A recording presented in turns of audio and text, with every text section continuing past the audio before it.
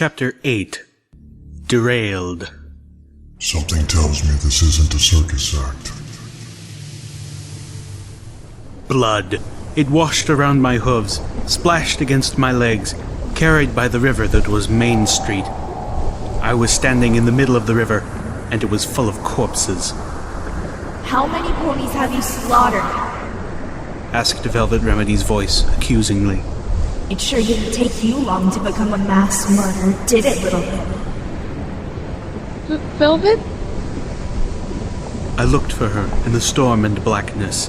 Instead, my eyes found only the bullet-savaged wall of the sheriff's office, crude spray paint covering it, shouting blasphemies.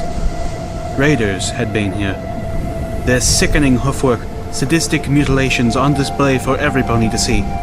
I watched as the pony torso that dangled from the ceiling inside, its limbs hacked off and coat shaved to the skin, heave against its chains and fall to the floor with a meaty thud. I tried to scream as it began to crawl towards me. With a wet rending, the splayed body on the wall, its flesh flayed back to show off its ribs and rotting organs, ripped itself free and sloughed towards me, splashing in the water. I tried to back away, only to find my hooves mired in the muddy street. The crimson ichor in the water coated my pippuck and sunk into my coat around my legs. Calamity! Velvet! Help me! I screamed, but my voice carried no sound. A silent spritebot watched, doing nothing, as the lower half of a slaver pony joined the things that crept maliciously towards me, a long rope of intestine dragging out behind it. I awoke, my heart thudding hard and my body covered in cold sweat, to the sound and shake of the train. I was weak, but warm and less achy than I had any right to be. I was laying in one of the beds in the train's passenger car, a blanket over me. Beside me, Velvet Remedy was waving her horn tenderly over my recently crippled leg. To my amazement, my leg felt mended, if deeply itchy. I tried to shake the specter of my nightmare.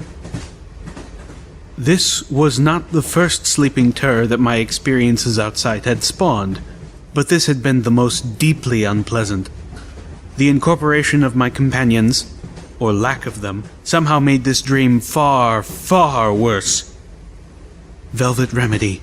The last I had seen her, she was fallen in a pool of her own blood, having saved nearly half a dozen foals. My ears perked at the sounds around me. Looking over my shoulder, I saw the colts and fillies from the sheriff's cells taking up much of the passenger car. They looked weary and beaten. 2 of them were fast asleep, but one had enough cheer to look at me and grin. That was awesome! The colt waved his hoof slowly through the air and then stamped it down with a clop. I gave him a weak smile, my heart finally beginning to calm. Calamity turned from staring out a window to welcome me back to the land of the living.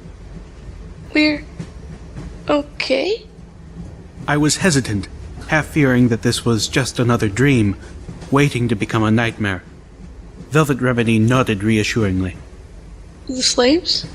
In the caboose. Velvet said softly. Less softly. This train only has the one passenger car, and I felt the foals needed the space more dearly. So it was either the caboose or strapping them to a flat car. Speaking as though I would have suggested something awful was not, I decided, one of her more endearing personality traits. Suddenly, I remembered my original plan, and the locked pens that the pony captives had been caged in. And the locks? I knew Calamity could not have picked them, and I couldn't imagine Velvet Remedy, in her own youth, having plied that skill. She rolled her eyes at me. Oh, come now. I'm not the locksmith you are, and I certainly do not have the level of telekinetic mastery that you showed. Most impressive, I should add. But I am a unicorn. I can do basic levitation. Between your missiles and the mines, I was able to bypass the need for lockpicks or keys. The train rumbled around us. Glancing out my window, I saw that we had already traversed the desert, and were clearly well on our way up the mountain. The pace of the train ponies was slowing. We were getting close to the peak point of the mountain track. My conversation with Velvet had lulled, and now Calamity disrupted it completely. Our shadow's back. I pulled myself into a sitting position, testing my mended leg. Shadow?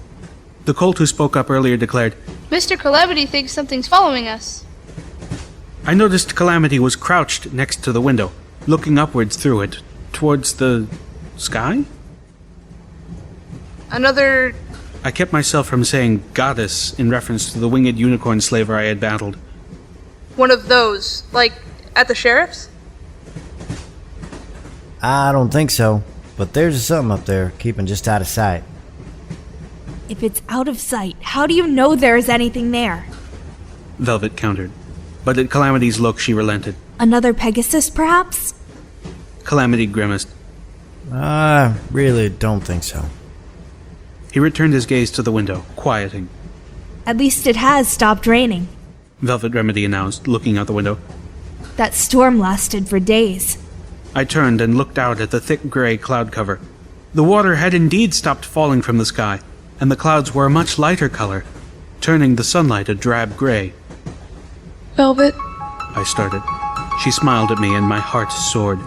Her previous grating remark instantly forgotten. Thank you, Little Pip. Your bandages saved my life. I looked at her, knowing that there was no way those poor excuses for medical aid, magically treated or not, could have brought her back to health. I started to say as much, but she lifted a hoof to interrupt. No. But you managed just well enough that I regained consciousness, and from there, I could take care of myself. She cast a sidelong look towards Calamity. Not to mention you and that interesting friend of yours. Calamity nickered in her direction. I stared at my leg, surprised. Grinning, Velvet reminded me. I did tell you I'd always wanted to be a medical pony. I studied for it and even apprenticed. I looked at the beautiful mare, many years my elder, curiously. If that's what you wanted, why didn't you? Because my cutie mark showed up. One day I sang a song for an ailing gentle pony and it appeared. A songbird. A nightingale, to be precise. And when your cutie mark appears, your place in the stable is decided. There was a sad matter-of-factness in her voice. It was a truth I knew too well. I even begged the overmare, but clearly it was to be my destiny to be an entertainer. My fate was written on my flanks. My voice was the most beautiful in the stable, and I could not deny that I could sing, or that I even enjoyed it a fair bit. The overmare even showed me my genealogy, proving that I was the many times great-granddaughter of Stable 2's first overmare, who herself was also a legendary singer. I nodded, having heard the heart-wrenching music myself while in Turnpike Tavern. How could I fight the weight of all that? Overmare.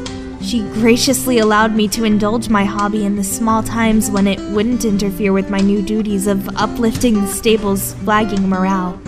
But my dreams, I was told, were not for me. Suspecting the answer, I had to ask the question. Velvet, why did you leave the stable?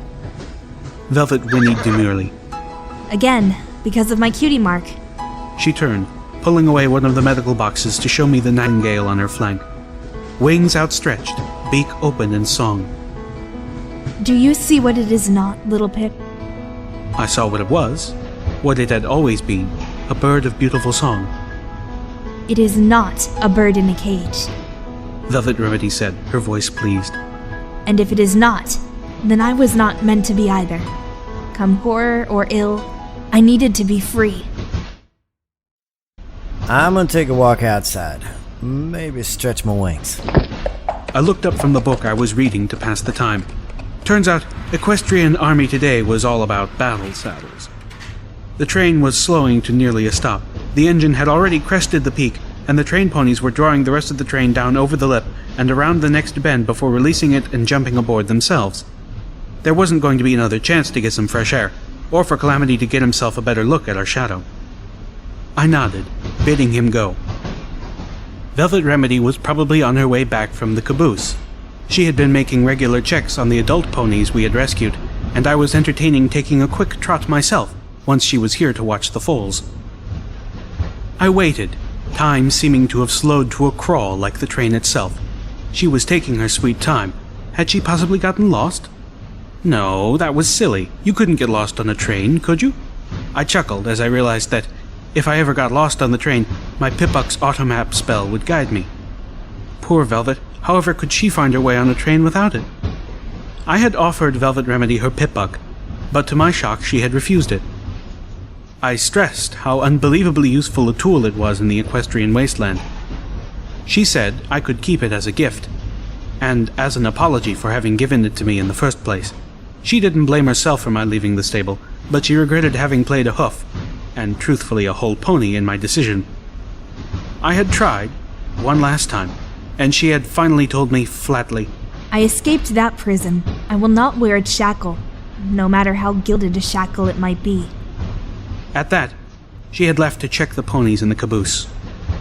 I was brought out of my reverie by the draconic roar of minigun fire, followed by the death screams of the train ponies. A mere second later, I heard the switch-pulling team, who were currently acting as guards, open fire in return. The foals began to panic.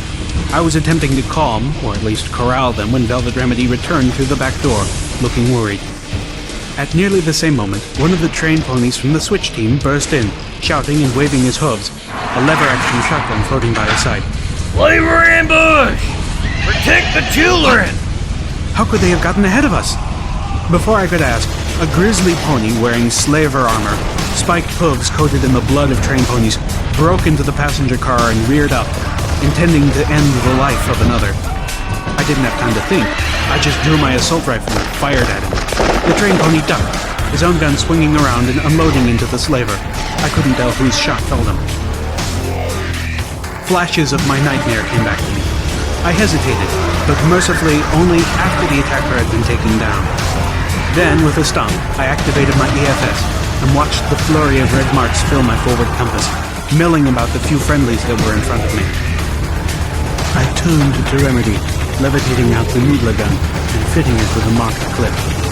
I had not been able to determine what the markings on the needle clip stood for, but I suspected any one of them would be at least capable of incapacitating. Take this. Guard the foals with your life. I'm going to help up ahead. Better to take them down before they got back this far, if I could.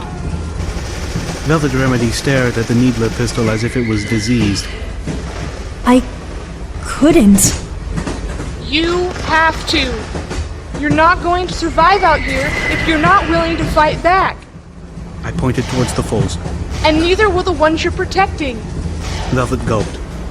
I mean, I don't know how. It's easy. Float it up, pointing this end at the bad guy. To shoot, pull this lever back. That's the trigger. She nodded, then looked to me as if hoping I would offer another option. I'm not a killer. I don't think I can. Learn to. It was a harsh, even brutal thing to say, but that was the equestrian wasteland. The train slid down the track, picking up speed but still slow enough for the motley force of unicorn and earth pony slavers to leap aboard. 2 earth ponies with minigun battle saddles had torn through the pulling team, shredding the poor ponies into red meat. The barrage of return fire had slaughtered them in return. I stood my ground on a boxcar several cars forward of the passenger car that held Velvet Remedy and the foals, assault rifle at the ready. My EFS compass was so full of red ahead of me, it was impossible to track individual opponents. Part of me wanted to attempt parley, if only to avoid the growing pain in my conscience, but that was out of the question. No. Any pony attacking the train went down. It was with this intention firmly planted that I opened fire on the first slaver to jump her way onto the boxcar ahead of me. My shot went wild, and she jumped back down. Damn it! I heard an explosion above and behind me. Casting my eyes to the sky, I saw Calamity dodging and weaving through the air, a griffin in hot pursuit.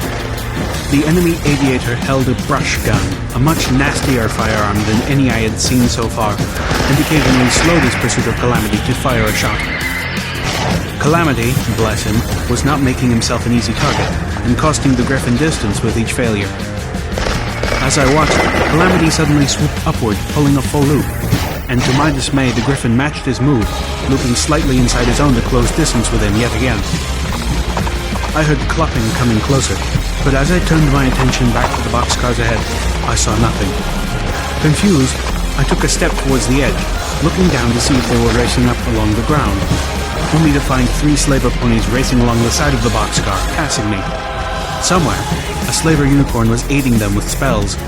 A magic glow held their hooves to the side of the moving train.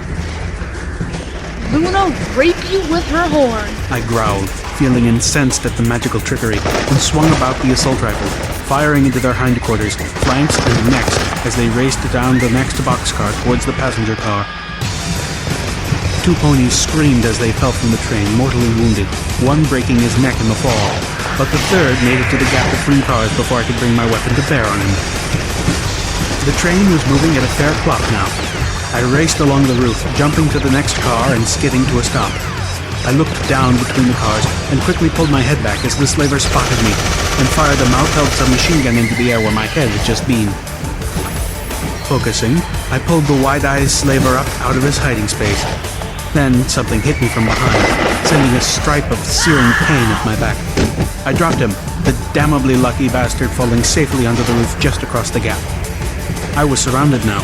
The pony I had missed before had come up behind me while I was focused on this new one. A whip clenched in her mouth that she wielded with hellish accuracy.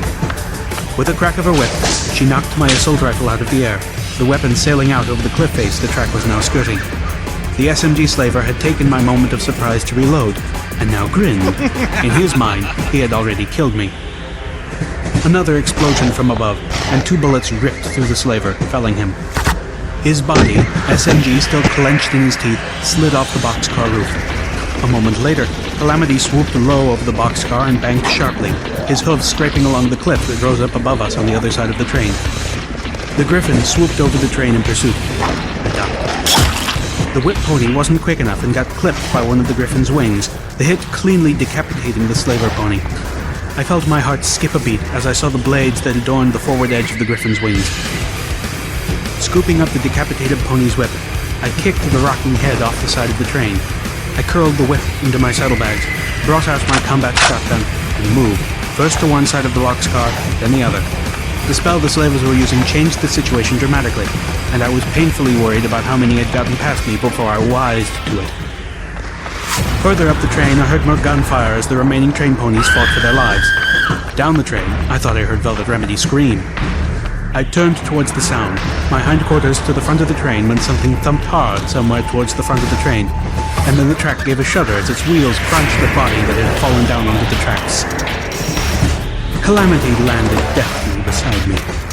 I stared at him in surprise, and he seemed to blush as he hoofed at his mane.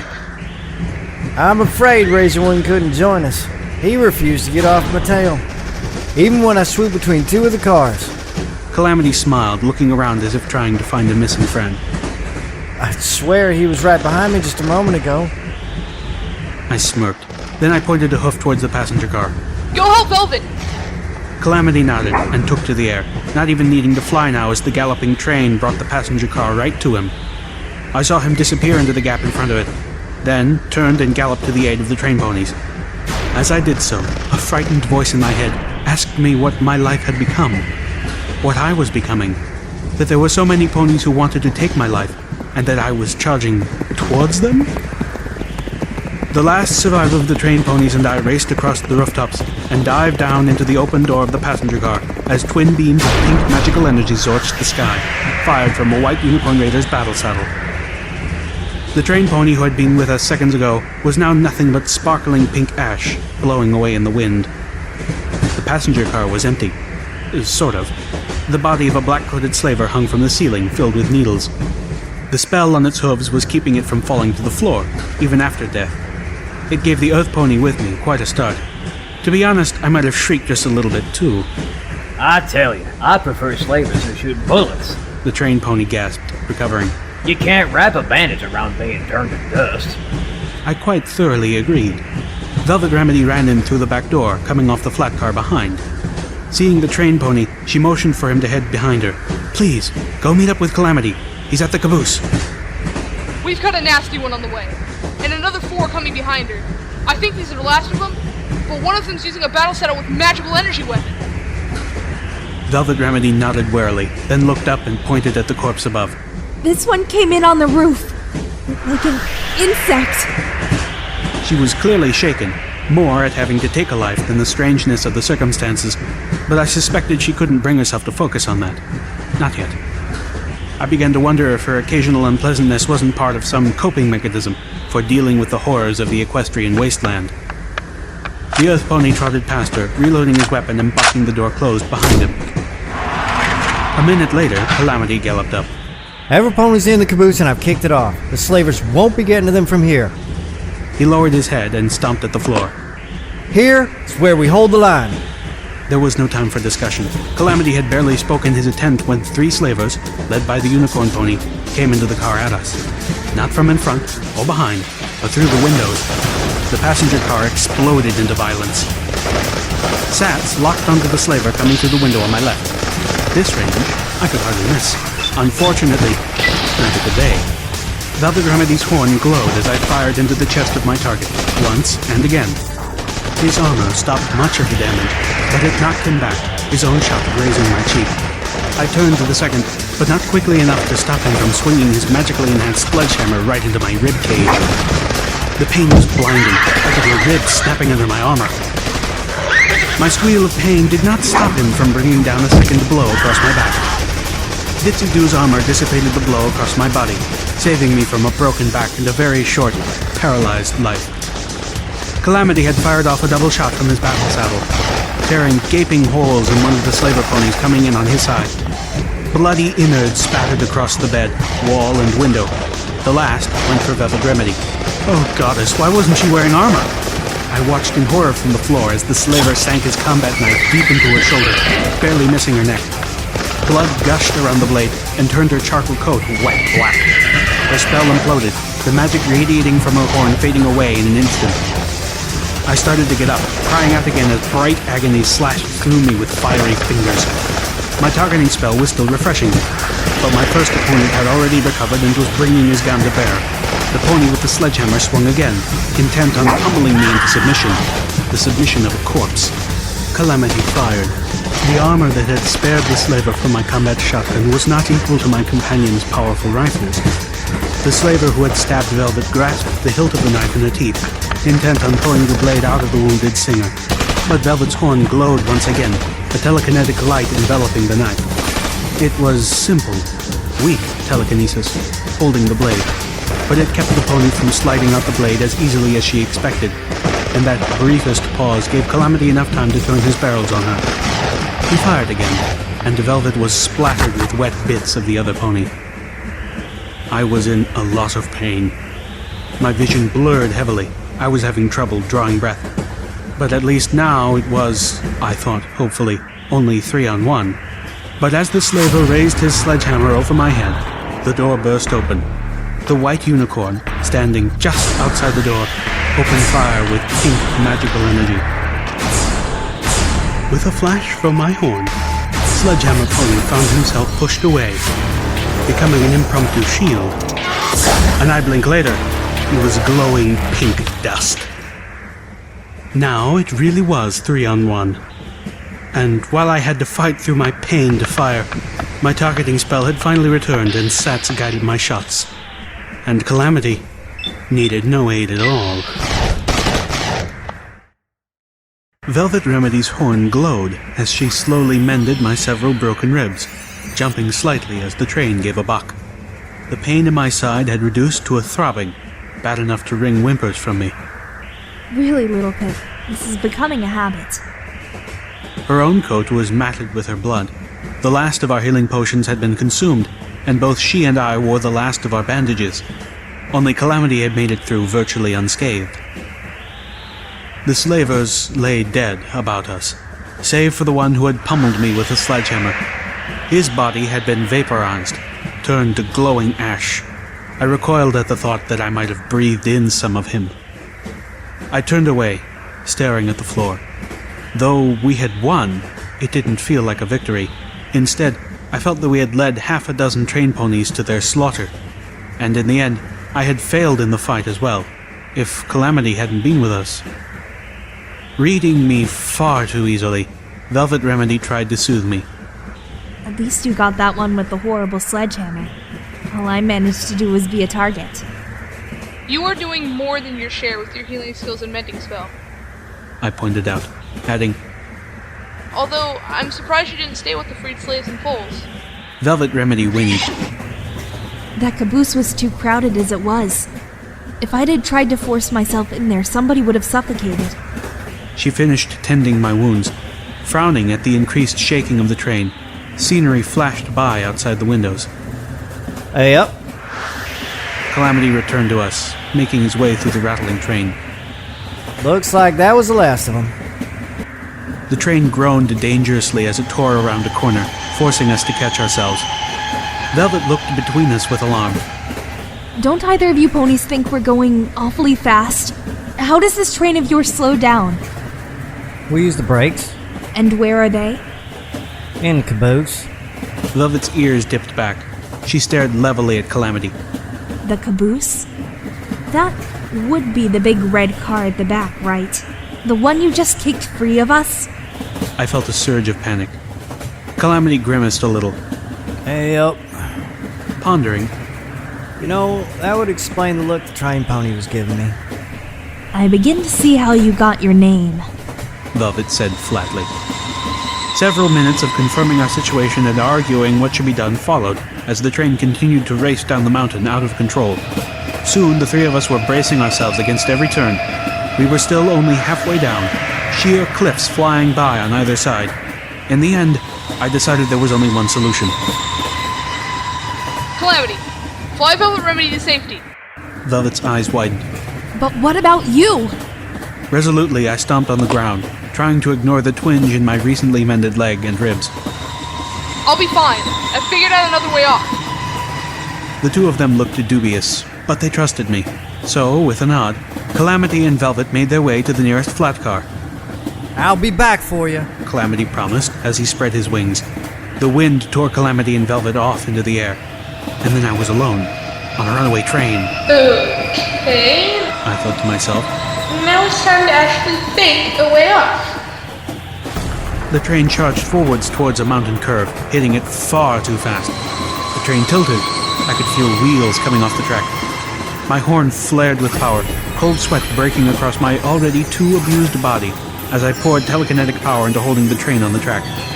The whole train glowed feebly as it dripped around the corner, canted crazily, riding only one side of its wheels.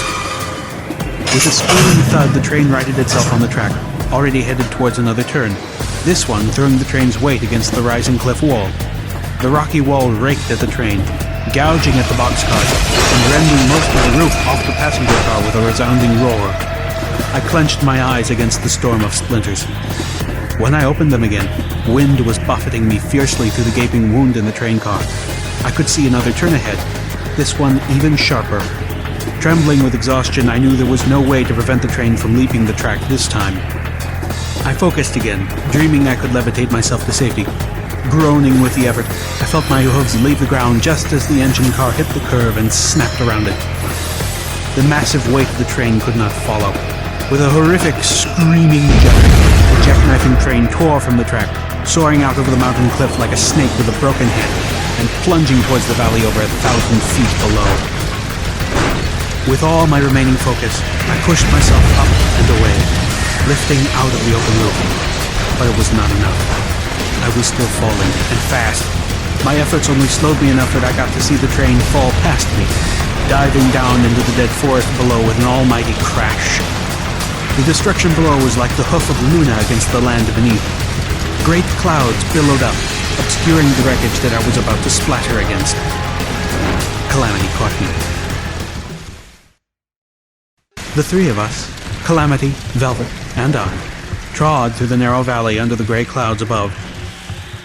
I had no idea where we were, save that New Appaloosa was many days' travel on my Pip-Buck's map. Assuming we could travel in anything close to a straight line. Assuming we were headed there at all.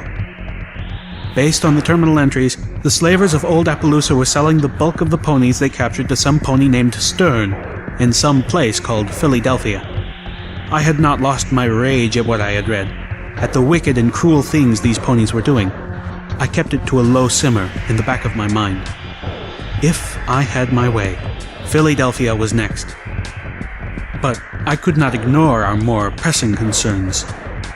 We were in desperate need of medical supplies. Likewise, the food and water Calamity and I had packed was insufficient to support 3 ponies for several days. We needed safe shelter and resupply. Once together, we had rested for several hours. The 3 of us had just been through a harrowing battle, and it would have been insane, if not impossible, to press on without giving ourselves time to rest. In truth, we needed much more than we took. I myself was so weakened by my extreme feats of telekinesis that I found myself unable to levitate even something as small and relatively light as Little Macintosh. But the unfamiliar and possibly hostile environment did not encourage dallying. The valley was strewn with black, dead trees and bits of debris, not from the train, whose crash site was now miles behind us. These told of the devastation of Equestria's apocalypse. Fallen sky chariots and similar vehicles mawed the land. According to Calamity, we were below the outskirts of what had once, high above us, been the Pegasus city of Cloudsdale. Now, there was nothing up there above the clouds. And on the ground, the only grave marker for the sudden ending of so many pony lives were the scattered wrecks of Pegasus vehicles that had been too far from the city to be instantly consumed, but not far enough to save those pulling them. Inappropriately upbeat music, heavy on the tuba, floated like a siren song through the valley. My ears perked, and I began galloping towards the source, my surprised companions scrambling to follow suit. Little Pip? Velvet gasped. What is it? Calamity was no less confused. He knew the sound of a sprite bot, but could fathom no reason I would be in such a hurry to catch it. Reaching the sprite bot, I enveloped it with my horn's magic, dragging it to attention before me. Watcher! Calamity landed, looking at me strangely. Velvet, considerably further behind, dropped to a trot as she saw no sign I was in immediate danger of being crippled yet again. Watcher! I shouted crossly, giving the annoying sprite bot a firm shake, as if doing so would shut off the music and summon my cryptic acquaintance. Watcher, I know you can hear me! I need you right now! Little Pip, Calamity began slowly. I don't think... He stopped, eyes widening fearfully as the music ended in a mid-song pop, and the sprite bot spoke directly to me in a voice he had never heard come from a sprite bot before. Hello, Little Pip. How can I help you? The tinny, artificial voice addressing me clearly spooked my wasteland-experienced companion quite deeply. I need you to send a message to New Appaloosa. I waved a frantic hoof. There's a caboose headed down the mountain without a train. The train pony inside will make sure it reaches the bottom safely, but there are a lot of ponies inside, including 5 young ones, who cannot survive out here on their own. New Appaloosa needs to send wagons to get them. Watcher was silent, hesitant. Watcher, they're not in good shape! They have no food or water! Time is of the essence! Watcher spoke slowly. I don't know, Little Pip. I'm not in the habit of... I don't care! I shouted crossly. You care about those ponies, don't you? Do you want to see those foals die? No. I mean, yes, I care. No, I don't want to... Then get help! You don't have time to indulge your shyness, Watcher. Lives are at stake! With a pop, the sprite bot's song continued. I released it, unsure whether to feel relieved or disgusted. Little Pip, Velvet nickered, clopping up to me. if you keep ordering your friends around, you'll soon find you don't have any. I frowned, reminded suddenly of my friendless nightmare. Calamity gave me a look that suggested she might be right. Velvet kept walking, and I fell in line behind her.